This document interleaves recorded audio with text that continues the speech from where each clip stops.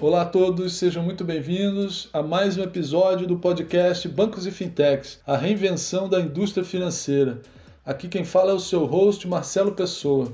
Hoje a gente tem um episódio bem especial, primeiro pelo nosso convidado, Ricardo Raposo, diretor de Data Analytics da B3. Especial também porque hoje a gente conta com um co-host, o Murilo Martins, consultor sênior de Analytics da N5 Brasil. E também porque nesse episódio a gente vai dar sequência à temporada 2 do nosso podcast focando em inteligência artificial, bancos e fintechs. Esperamos muito que vocês gostem. Pô, obrigado aí, cara. Mais uma vez você ter exposto aí teu tempo, cara. Você imagina a correria aí.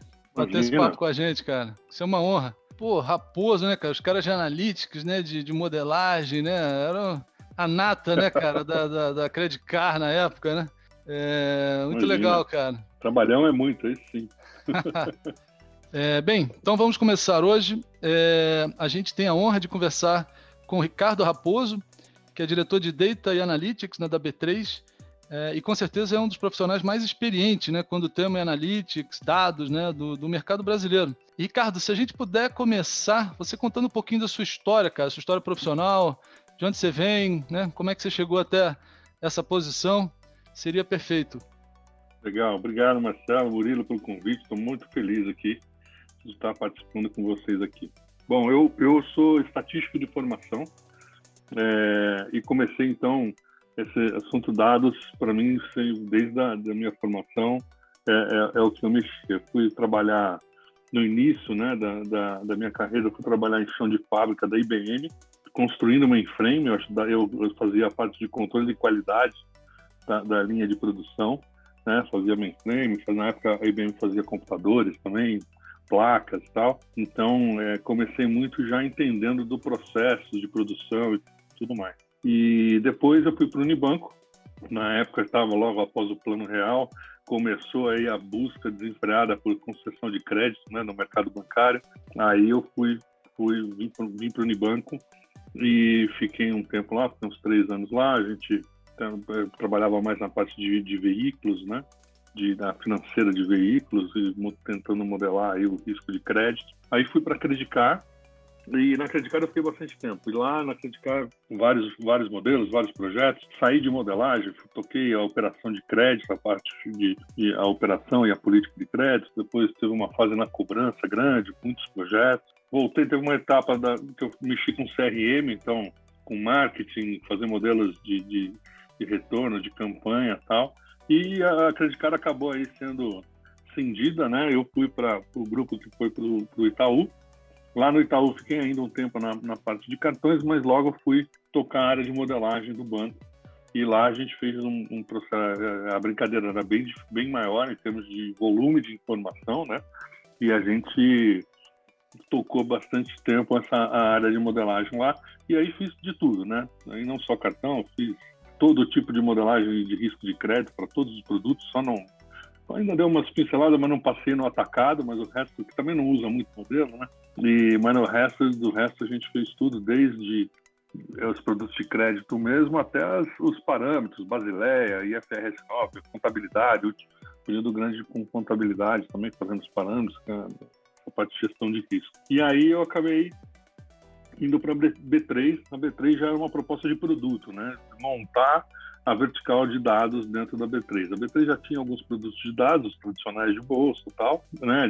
Mas tinha todo um trabalho para se fazer para aproveitar aquela massa de informações, né? As pessoas, muita gente acaba, não sei se conhece fora do mercado financeiro, mas a B3, além da bolsa, ela tem muitos outros negócios. A gente faz registro de veículos, de imóveis, agora de seguros. Quer dizer, você tem uma quantidade muito grande de patrimônio das pessoas que está circulando por lá de uma forma ou de outra. Então a gente tem uma visão muito interessante aí dos indivíduos, né? E isso com certeza ajuda em muitos mercados, né? Inclusive aplicações que eu nunca imaginava a gente está discutindo lá usando os dados da B3. Pô, bem bacana, é isso, cara. Um pouco, resuminho. Não, maravilha. Cara, te fazer uma pergunta. Do ponto de vista de implementação, né, dos modelos aí da inteligência artificial, né, com todo esse hype, né, que envolve o tema, olhando o sistema financeiro, cara, o que você acha que ainda tem de oportunidade para se explorar, né, a IA no seu sentido mais amplo hoje, né, deep learning, todas as técnicas novas? O que você acha que ainda pode ser feito, tem que ser feito? Eu acho que tem muita coisa, né? Eu acho assim, e principalmente quando você pensa num banco, ele tem uma diversidade enorme de aplicações que você pode usar. Eu não acho que em tudo você tem que usar um modelo de deep learning, né? Pelo contrário, eu acho que tem áreas onde é muito melhor você ir com uma abordagem mais simples, que você vai ter resultados interessantes, né? Eu na minha jornada aí eu já comparei muito essas técnicas mais avançadas. A primeira rede neural que eu implantei foi em 2002, mais ou menos, para testar. Então já faz um bom tempo que eu estou comparando, né, com a logística, com outras técnicas. Quer dizer, e não é uma verdade absoluta assim que uma técnica dessa ela é melhor do que uma técnica paramétrica simples, tá? Depende do momento. A gente já deixou rodando, por exemplo, sistematicamente. Às vezes ela ganhava, às vezes ela perdia, às vezes ela ganhava, ela perdia. Então você tem aí aplicações. O que eu sou muito da visão pragmática, né? Para que complicar se uma abordagem mais simples resolve o problema, né? Então, agora tem situações onde não tem jeito, né? Fraude, por exemplo, você sabe que há muito tempo já se usa redes neurais. Eu acho que tem casos bastante emblemáticos aí, tratamento às vezes de imagem, tem algumas coisas que não tem jeito, você tem que ir para uma técnica dessa, não tem saída, né? O que eu tenho visto no mercado é assim, obviamente a gestão de risco, ela sempre é um usuário massivo de dados dentro dos bancos, né? A gestão de risco em geral, crédito, fraude, cobrança, mas cada vez mais marketing está usando e outras áreas operacionais estão precisando. Por exemplo, um jurídico de um banco grande precisa de uma estrutura já de inteligência artificial para dar suporte, para dar eficiência para o trabalho deles. Então, eu acho que tem muita coisa. Nós estamos longe ainda de exaurir as oportunidades de aplicação de inteligência artificial, não só no mercado financeiro, eu acho que em todos os mercados. Tem um caminho muito longo aí. Legal. Hoje está também, eu diria que na moda, né, entre aspas, né, a questão das caixas pretas, né, desses modelos, né, principalmente de redes neurais, deep learning, e toda a questão, né, ética envolvida, né, das explicações, etc, etc. Você acha, cara, que assim, toda e qualquer caixa preta, né, de modelos precisam mesmo ser abertos, precisa ser explicado, porque tem uma corrente que defende o contrário, né? Se você puder contar um pouco assim até do que você estuda, né? O que você enxerga desse mundo? Por que o sim, por que o não? E qual é a tua visão, cara? Eu acho que assim, né, tem o artigo 20 lá que fala um pouco sobre isso, né, na lei, mas eu acho que tem uma questão de interpretação também. Eu acho que toda pessoa que tem, sei lá, por exemplo, um crédito negado, ela merece uma explicação, né? O que está acontecendo?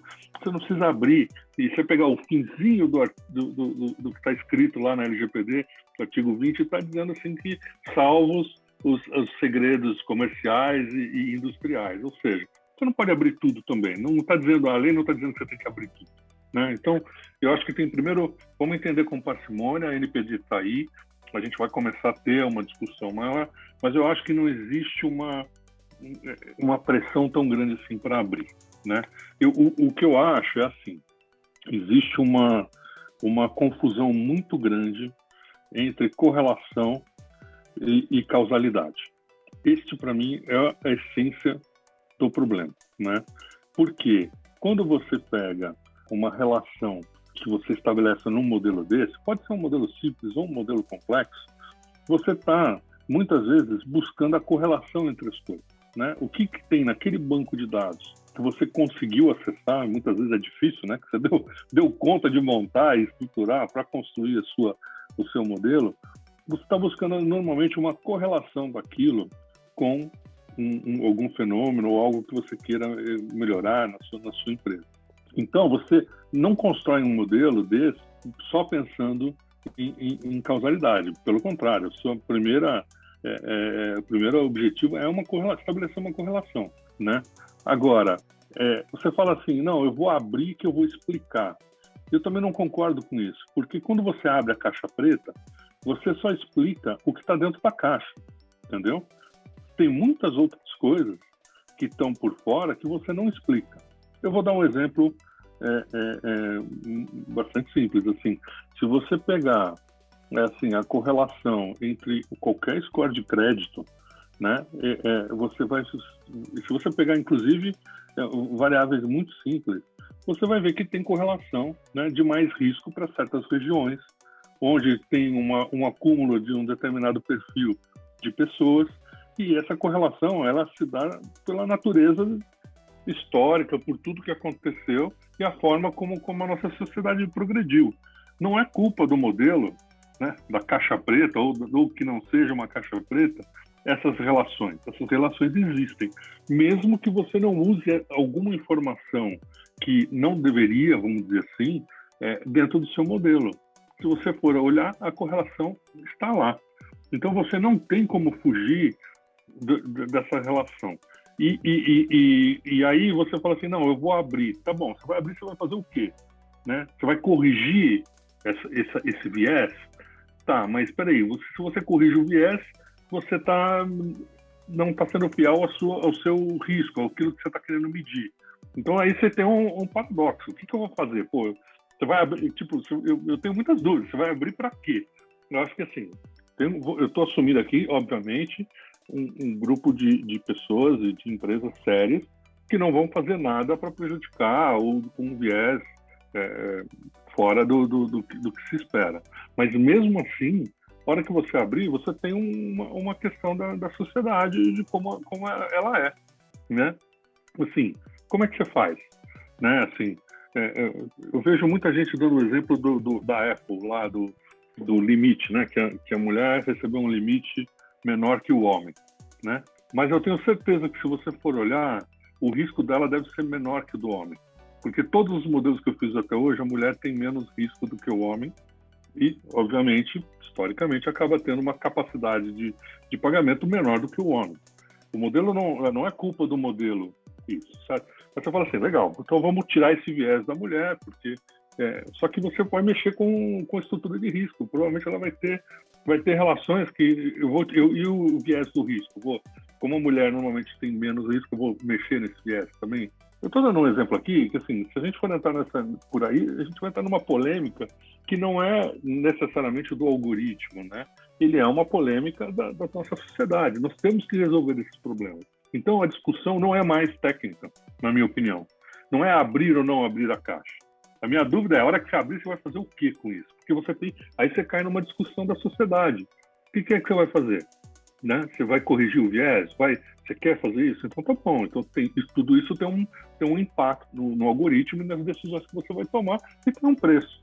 Eu acho que se nós, como sociedade, queremos corrigir um viés, ok, não vejo problemas nisso. Mas assim, o que não dá é para você ver notícias, por exemplo, que a gente está vendo recentemente nos Estados Unidos, que o algoritmo é racista, que o governo quer criar um birô novo porque os birôs que estão lá, eles não dão crédito para pessoas, né, de baixa renda. Assim, eu acho isso um pouco uma atitude, uma visão até meio inocente, porque a hora que o cara começar a abrir os algoritmos, ele vai ver que, como é que faz?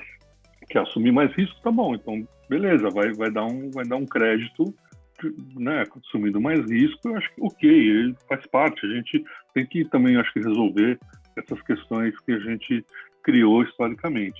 Mas eu realmente, esse negócio do abrir a caixa ou não abrir a caixa, eu acho que é uma coisa que é muito mais complexa e tem muito mais coisa para discutir do que o algoritmo em si. Agora, Ricardo, aí é dúvida minha, cara, você que tem baita experiência nisso, né? Eu sempre fiquei pensando assim, mas como, até do ponto de vista até mais técnico, né, sem entrar nos detalhes tão grandes, mas como é que a gente faria para tirar esses viés? Porque você comentou bem, por exemplo, a questão do sexismo. Dá para eu não trabalhar com essa variável, né, a feature sexo, por exemplo?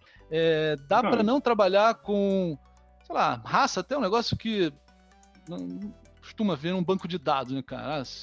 Né? Mas o problema é que não está lá, mas está lá. Se você pegar CEP, você acha que não tem uma correlação? Sim. Com raça? Lógico que tem, né? Sim, é aquela história de tem perna de, sei lá, lagarto, tem cabeça de lagarto, tem braço de lagarto, você só não tem informação que é um lagarto, mas você tem todas as coisas que caminham juntas, né? Aquilo não desconecta daquela... Exato. Então, se você de alguma maneira fala, olha, quem mora naquela região, eu considero todo mundo do mesmo jeito. Mas aí você olha para lá, 90% é negra, baixa renda, Exato. ou seja, você já está discriminando quem é negro, quem é baixa renda, porque mora naquela região, porque ela é toda daquele mesmo tipo. Né? Exato, exatamente isso. E aí, eu vou voltar na sua pergunta. Dá para tirar um viés? Dá, impondo outro. Não tem outro jeito. Dá para fazer. Tecnicamente, tudo dá para fazer. Né? É que até hoje, né, nós estamos falando aqui um pouco mais da área de crédito e tal, você está buscando só a correlação. Se você colocar outros controles no seu algoritmo, você vai impor vieses e você vai corrigir. Mas quais são os vieses que a gente tem que corrigir? Aí começa isso que eu digo, a discussão não vai ser técnica.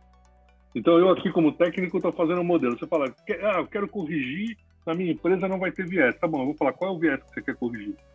Raça, tá bom. Como é que eu vou saber? Não tem no banco de dados. Como é que eu vou corrigir?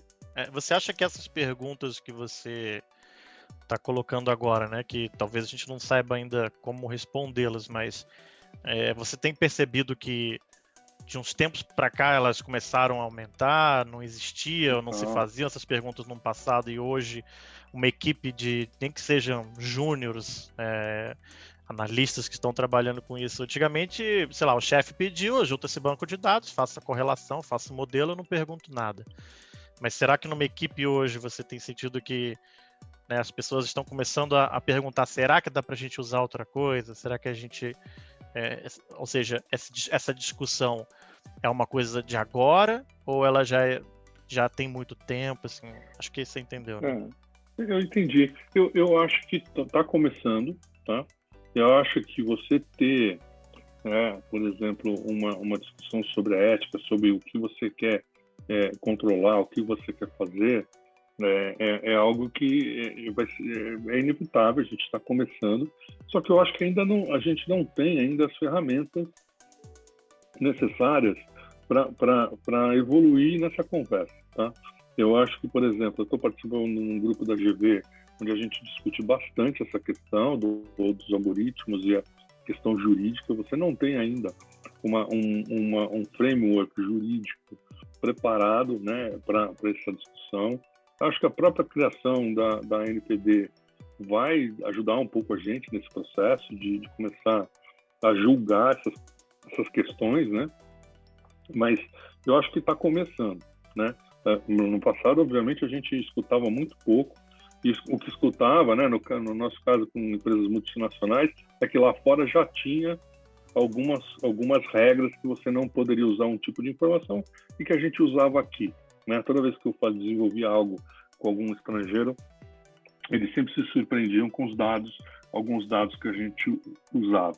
Só que, mesmo lá não usando os dados, você tem o mesmo problema. É isso que eu estou falando. Assim, não é uma questão só da informação, né? É uma questão de como nós vamos tratar o assunto sobre a ótica muito mais social do que sobre a ótica técnica. Se você falar para mim, né, hoje a gente não usa muito mais esses dados categóricos, mas tira a informação de sexo do modelo, eu posso te garantir que nós vamos prejudicar as mulheres. Entendeu? Se fosse um modelo lá de trás, elas vão ter um risco aumentado e o risco dos homens seria diminuído. Então, mas só até uma outra dúvida. Depende do modelo. Um outro caso também, né, que se fala muito, né? As mulheres são muito mais prudentes, né, na direção e tal, então pagam um prêmio, né, de seguro menor, né? Uhum. Então, mas por exemplo, hoje você tem lá um sensor que você bota no teu carro, assim, ó, independente de ser homem ou mulher, de acordo com como, né, o cara se comporte, né, a partir daqueles dados, ele tem um risco, preço é esse. Esse seria um caso onde poderia se resolver Assim, Não, rápido, assim, na você tua poderia, você poderia, assim, é isso que eu estou te falando. O que você resolve? Você fala assim, ó, eu tenho aqui uma informação, eu vou construir em cima dos seus hábitos de direção. Não importa, ele não vê quem é homem e quem é mulher. Você tem dúvida que vai ser diferente do resultado? Que a mulher vai ser mais prudente que o homem só por causa disso? Não vai ser. Então, realmente você tirou o viés do algoritmo? Na prática, você não tirou, o viés está lá.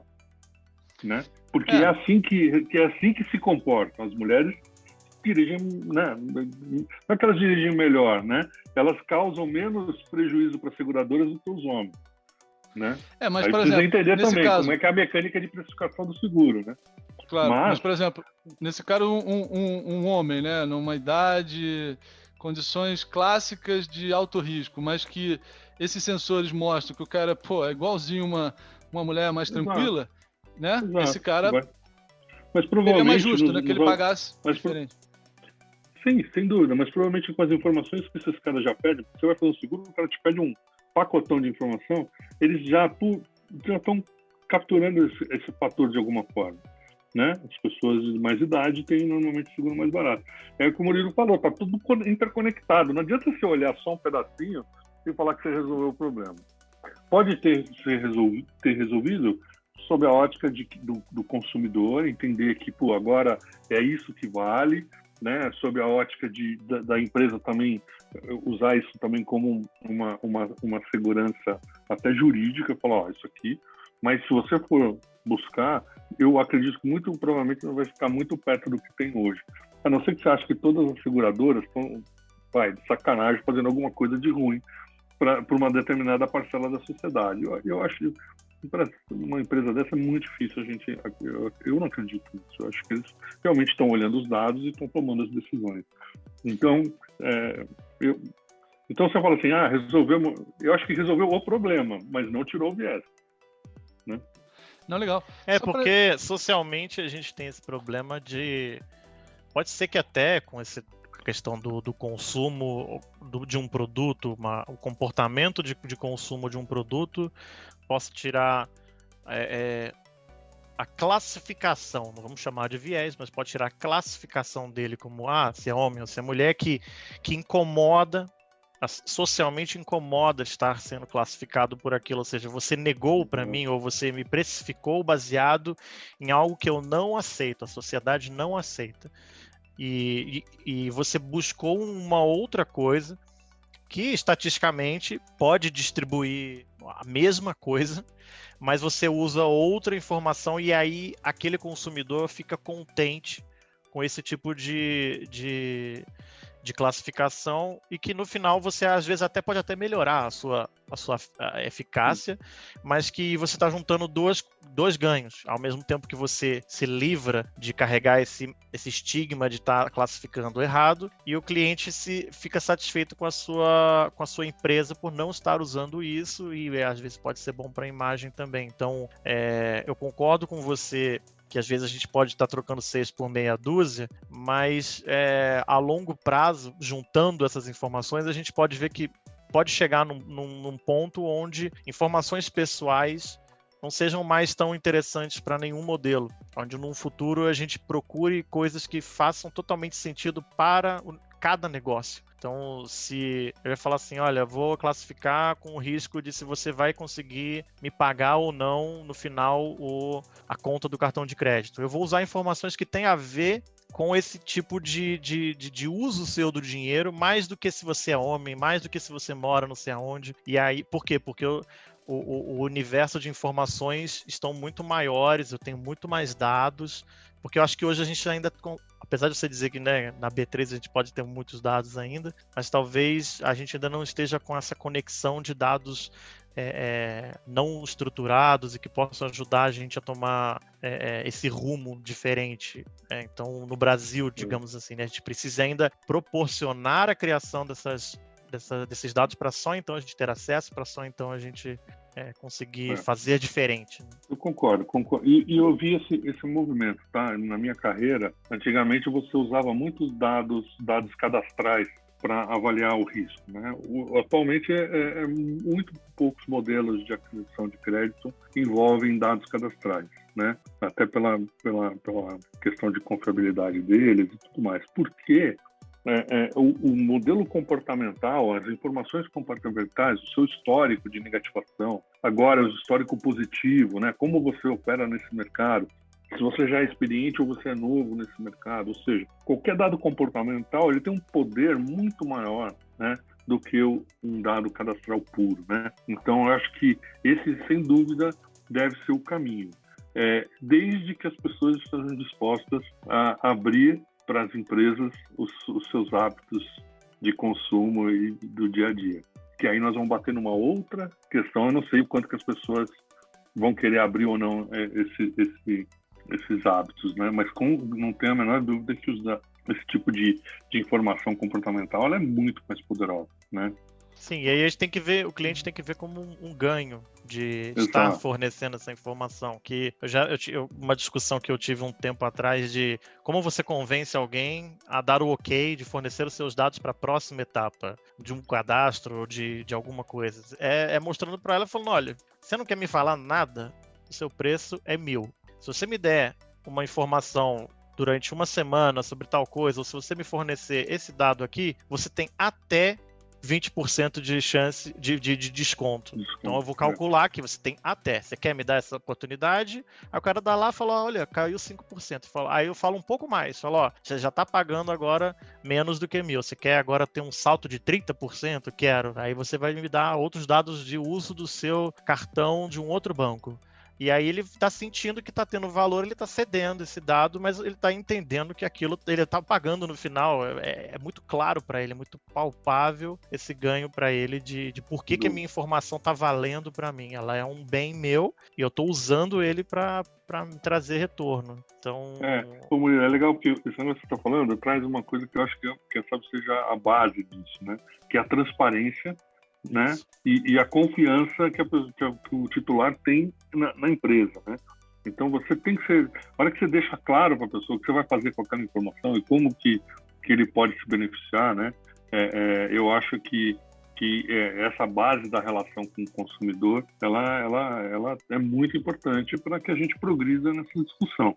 Né? Sim, ele está falando, não, estou usando isso aqui para você, porque uma base da confiança, eu não te conheço, eu preciso te conhecer um pouco mais, e te conhecendo um pouco mais eu posso te dar uma vantagem. Então, ele se sente seguro de, aos poucos, entregando um pouco mais de informação.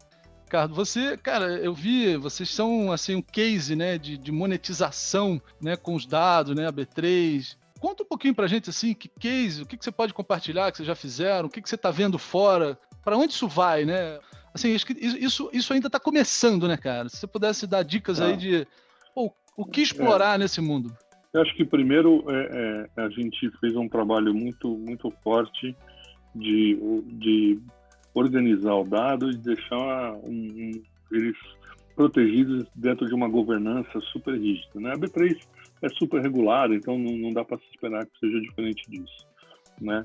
Depois a gente fortaleceu muito a nossa área jurídica, porque para nós, assim, acho que um dos pilares é a credibilidade que nós estamos fazendo está super, né, de acordo com as leis e com os interesses do consumidor em geral, né? Isso eu acho que é uma premissa da B3. A B3 não é uma empresa que tem o menor interesse de se expor, pelo contrário, né? Assim, ela é super rígida nessa questão de controles e de como que a gente protege os dados que estão lá com a gente, né? E a gente tem, dentro da nossa propósito, desenvolver mercados, fortalecer os mercados, ou seja, que todos ganhem. Se a gente tiver uma oportunidade de aparecer, que traga aí benefício para uns e não para outros, dificilmente, ou com certeza, a gente não vai entrar. Se a gente preserva muito a nossa neutralidade no mercado. Então, acho que isto posto, assim, a gente quando começou esse negócio de dados, já tinha, como eu falei antes, algumas iniciativas rodando, mas a gente começou muito por essa base, né, de ter os dados organizados, governança, parar super bem aí na LGPD geral, e a gente começa a oferecer produtos e serviços para várias verticais, né?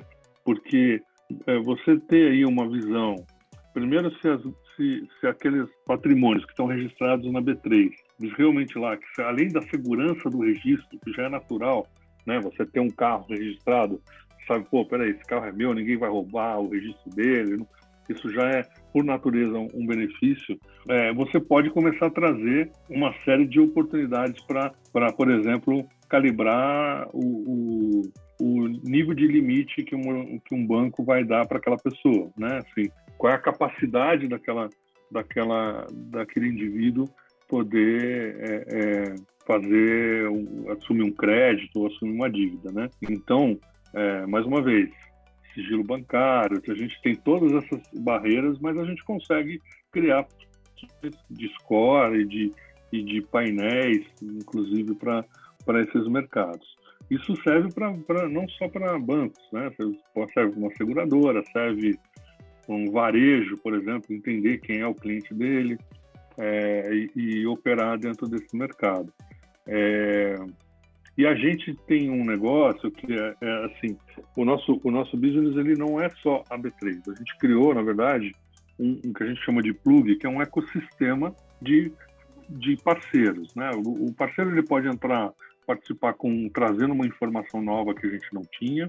Ele pode participar trazendo alguma tecnologia, por exemplo, inteligência, o pessoal que faz inteligência artificial, faz essas modelagens e tudo mais.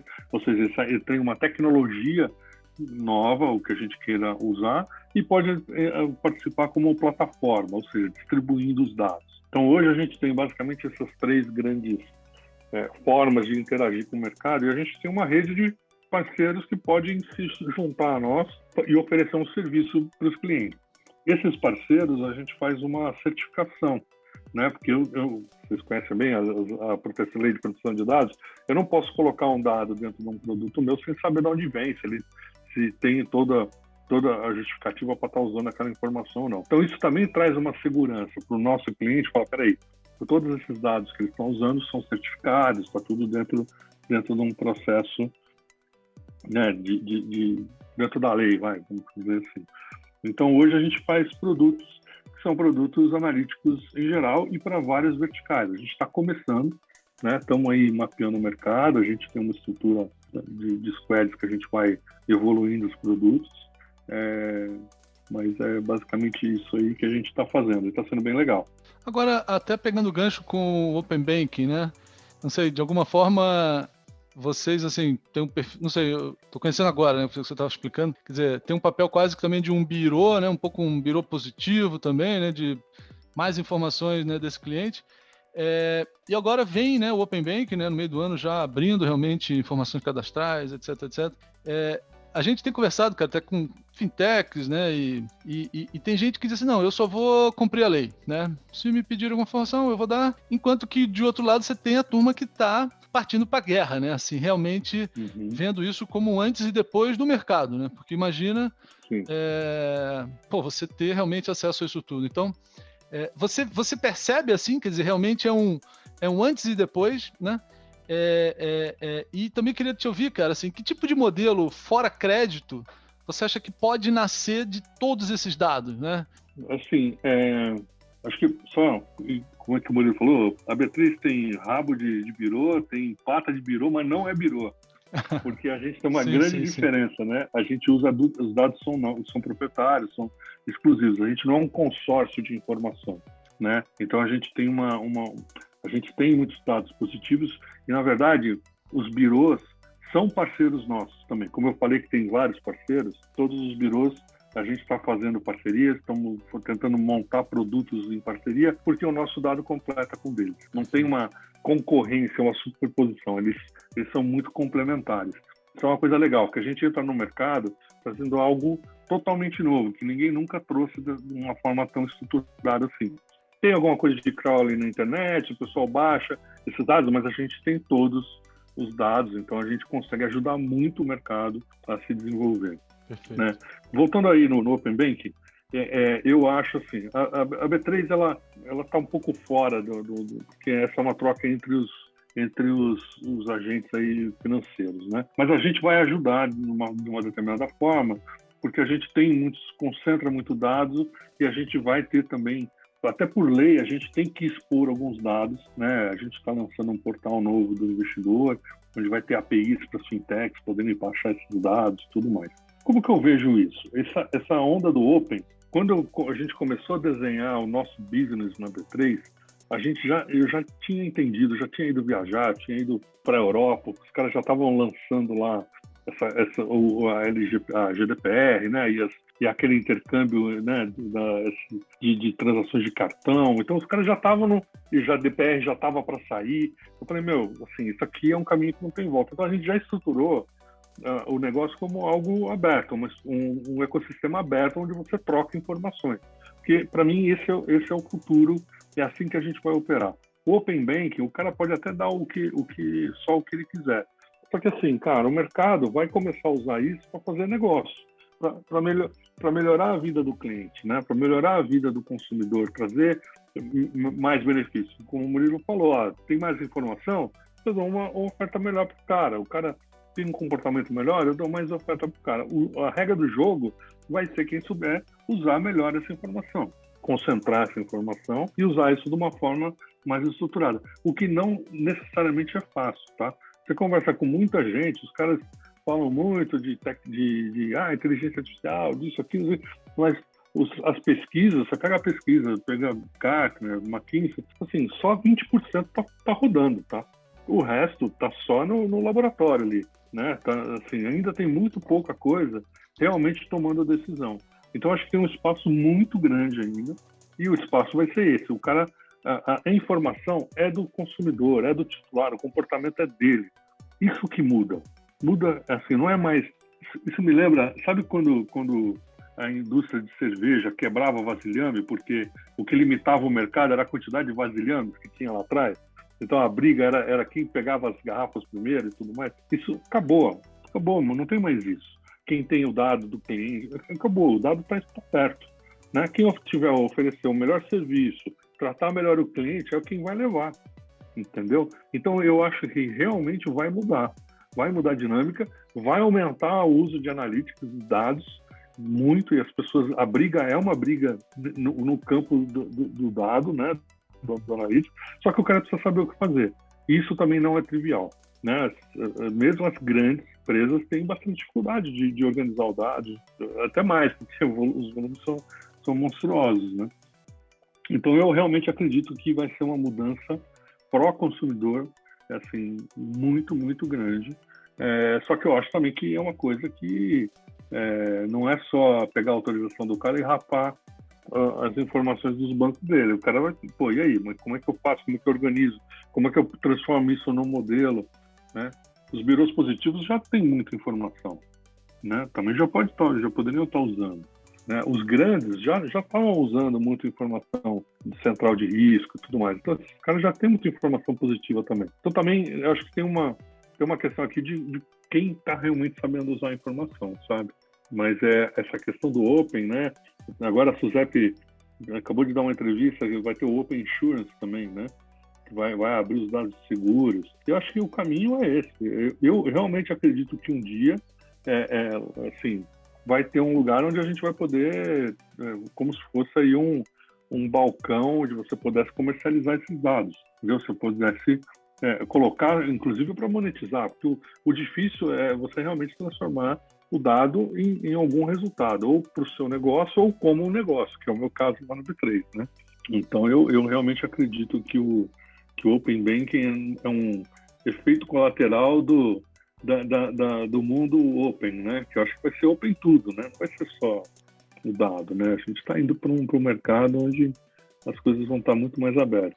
E pegando um pouco já nesse assunto que você está falando do dado aberto, né? Não necessariamente do Open Banking, mas e também não necessariamente de dados, por exemplo, da própria B3, né? Mas que ela também detém. Mas falando de uma maneira geral, você poderia dizer assim, se é algo também que algo pessoal, né? Que você perceba, ou algo que você também esteja convivendo, você tem uma ideia de, por exemplo, se existe algum privilégio de algum grupo quando a gente fala desse universo de uso da informação. Eu não estou dizendo aqui de quem detém apenas dessa informação, mas como você mesmo falou, de quem sabe usar essa informação.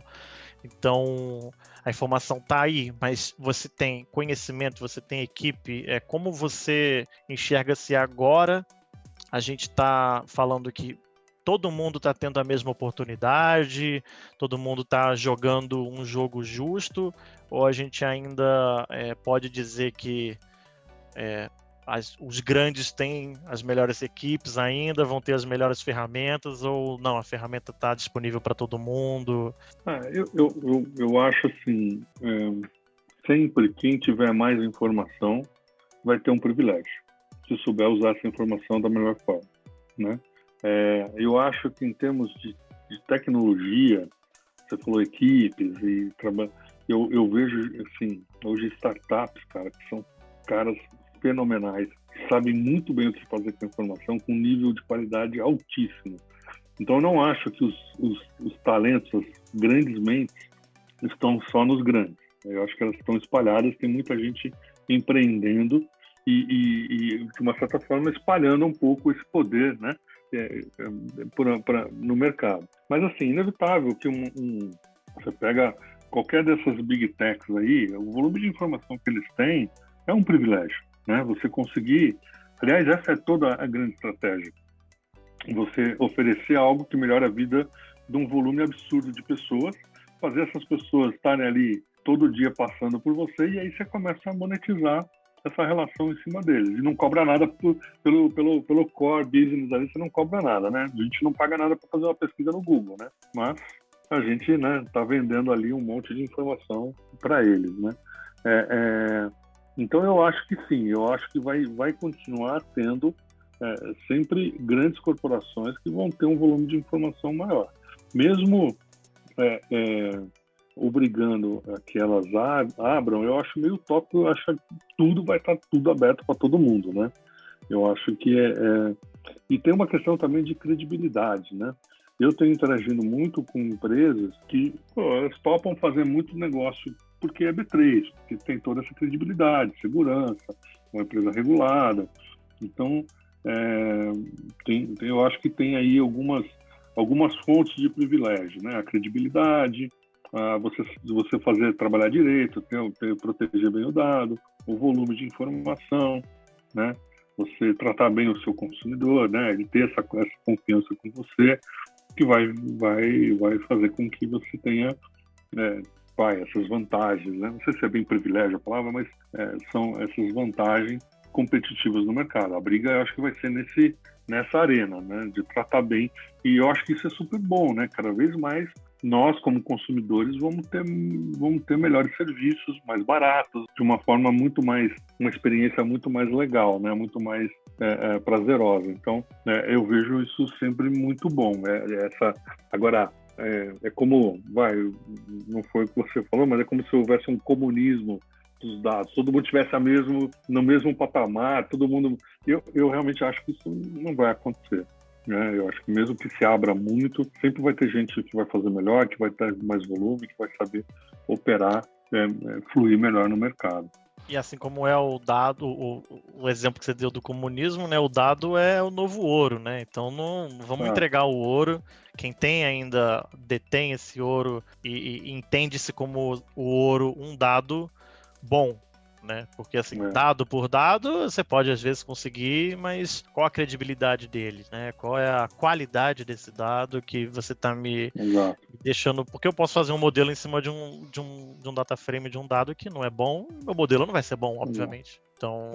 E acho que até o pessoal compara com óleo, né? Eu acho que tem mais a ver com o vento, sabe? Que não acaba, você pode usar 3, 4 vezes a mesma coisa, ele não é algo que você consome, né? O dado por si só. Então não é só ele pode não ser bom para uma coisa, ele ser excelente para outra. E a experiência de estar usando, medindo, vai te trazer esse conhecimento, né? Essa sabedoria, vamos chamar assim, do que fazer com aquela informação. Eu tenho certeza que tem muita gente que está acumulando um monte de informação e não sabe o que vai fazer ainda.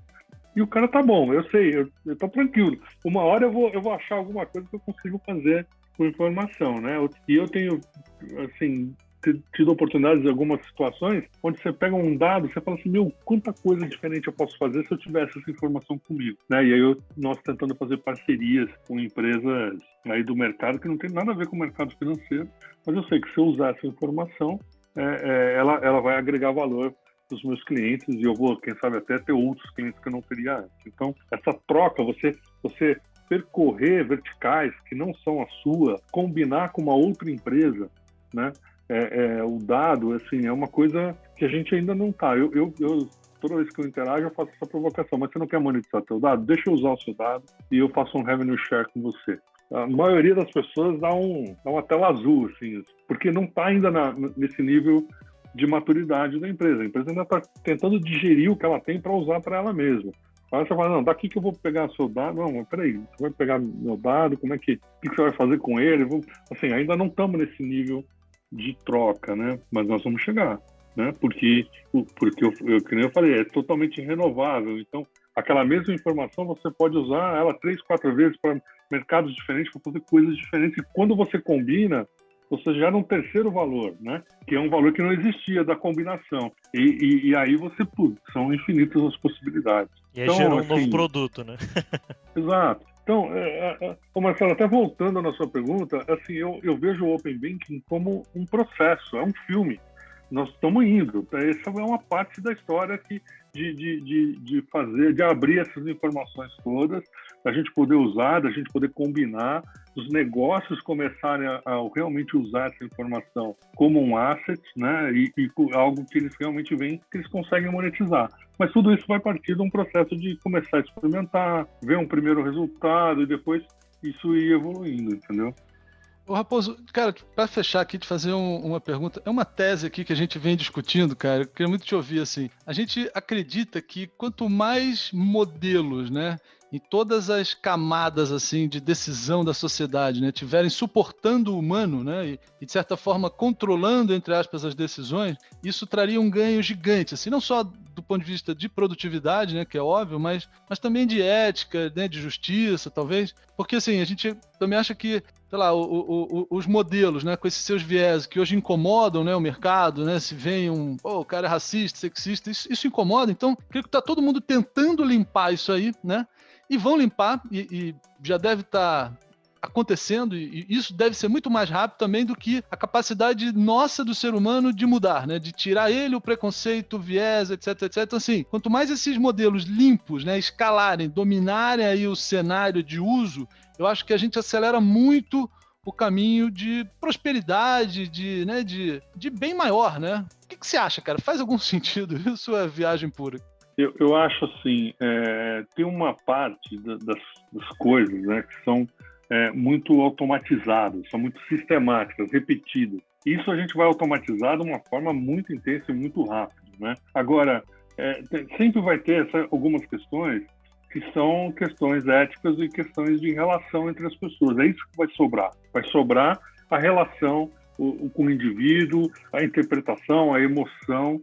Ou seja, a gente vai deixar de ser menos sistemático, menos máquina, e a gente vai ser cada vez mais interpessoal, cada vez mais trabalhar essas relações do que é certo e o que é errado. E aí, mais uma vez, nós vamos voltar, como eu falei lá da Caixa Preta, nós vamos voltar para uma discussão onde realmente o que eu quero fazer, né? Eu quero ganhar menos dinheiro, mas eu quero corrigir essa questão histórica. Não, a máquina vai me dar até um determinado nível e eu daqui para frente eu que vou escolher, né? Eu acho assim, vai ser muito difícil acreditar que a máquina vai resolver tudo sozinho para a gente, né? Pelo menos eu acho que não é só uma questão de capacidade de processamento, né? Quantum computing vai vir e nós vamos ter máquinas mais inteligentes do que a gente. Sim, mas eu acho que tem uma parte de emoção das relações entre as pessoas que vai ser difícil, né? Você produzir isso num algoritmo, eu acho. E essa questão da ética, do que é certo, o que é errado, do que eu quero, o que eu não quero. Então, eu realmente acho que, assim, a gente vai ser mais humano com a inteligência artificial. Não sei se é um paradoxo, assim, que é o que vai sobrar para a gente, porque aquilo que é mecânico, que é simples de fazer, a gente não vai precisar. A máquina vai fazer pra gente. Entendeu? Legal. Para fechar, Raposo, se você puder deixar, cara, alguma dica aí de um curso, livro, sei lá, séries, o que você esteja estudando, uma coisa que abra aí o horizonte nesses temas que a gente está falando, da IA, do uso disso tudo. A gente tem muita discussão legal acontecendo no mercado. Eu tenho algumas empresas que eu acho que têm feito um trabalho legal de treinar as pessoas, não só fornecedores de dados, mas no meu relacionamento aqui, eu tenho uma startup que chama Power of Data. O Bruno Jardim está dando cursos muito legais. A Alessandra Montini, eu acho que faz um trabalho legal lá na USP, tem bastante coisa legal. Fora os fornecedores, que obviamente tem muito conteúdo bom, né? E tá se informando. Eu acho que hoje em dia tem a internet aí com vários blogs, vocês mesmos fazem muita discussão legal. Eu acho que tem que estar acompanhando e tem que experimentar. Eu acho que também tem que botar para funcionar. Eu acho que isso é uma dica que eu dou aí. Maravilha. Cara, sensacional. Obrigado demais aí pelo teu tempo, cara. Pô, foi sensacional mesmo aqui a discussão, né? Muitas coisas novas aí no olhar. Obrigado demais, cara. Eu que agradeço.